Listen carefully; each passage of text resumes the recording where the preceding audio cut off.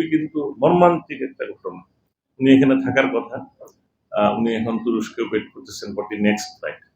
ফ্লাইটের একজন প্যাসেঞ্জার হঠাৎ করে অসুস্থ, এই জন্য একটা ডিফারেন্ট জায়গায় ল্যান্ড করে সব গোলমাল হয়ে গেছে। অস্থিরতায় আছেন সেখানে। তো তাকে স্মরণ করলাম এই জন্যতে, তার এই অস্থিরতা এবং এই অনুপস্থিতি রেকর্ডেড রাখার জন্য।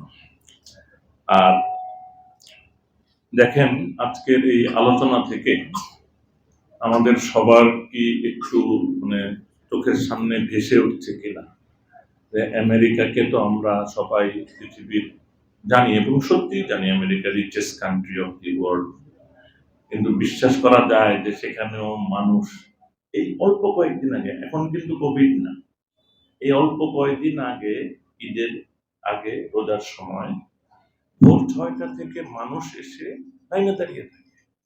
দুপুর ১টায় খাদ্য দেওয়া হবে। খাদ্য মানে তারা বোধহয় একটা প্যাকেজে, হ্যাঁ, একটা প্যাকেজে অনেক কিছু মিলিয়ে দিচ্ছে।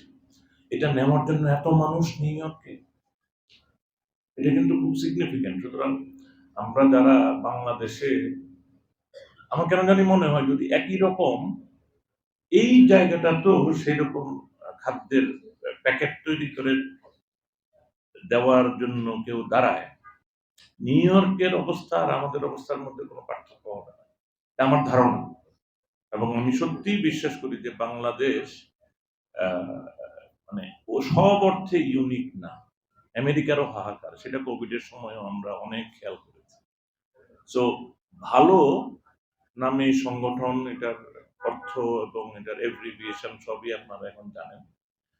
এই ভালো আমেরিকাতে বাংলাদেশের কয়েকজন মানুষ, শাহরিয়ারের নেতৃত্বে, তারই ব্রেন চায় যে সেখানে যে কার্যক্রমটা শুরু করলো, একটা বাঙালি মানুষ নারায়ণগঞ্জের এই জায়গার এই ভূমির পুত্র, সে ওখানে মানুষের সহযোগিতার জন্য এগিয়ে আসলো। এটা কিন্তু বিরাট একটা গৌরবের। আমরাও বাংলাদেশ থেকে গৌরব বোধ করেছি মানে আমরা কিন্তু রিয়েলি করেছি, কারণ পারিবারিক সূত্র থেকে, উৎস থেকে আমরা জানতাম এরকম কাজ সে করে।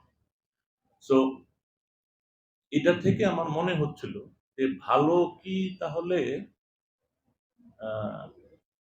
একটা বাংলাদেশের মানুষের দ্বারা প্রতিষ্ঠিত প্রথম ইন্টারন্যাশনাল এনজিও কিনা।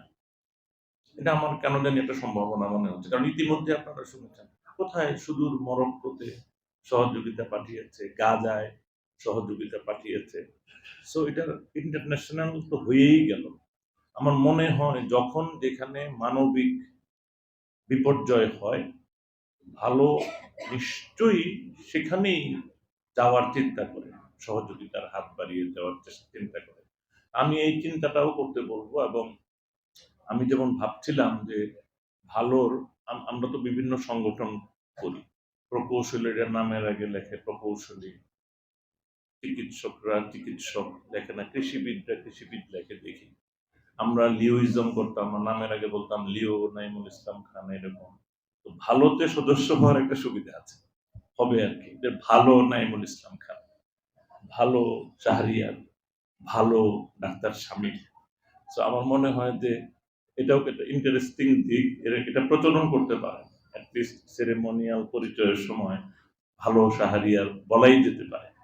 তো আপনাদের সবাইকে ধন্যবাদ জানাই, আমাকে এখানে সুযোগ দেওয়ার জন্য ধন্যবাদ জানাই, যদিও এটা আমি ডিজার্ভ করি না।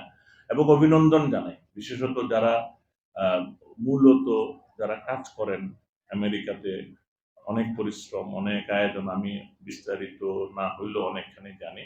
তাদের সকলকে অভিনন্দন জানিয়ে শেষ করছি। ধন্যবাদ।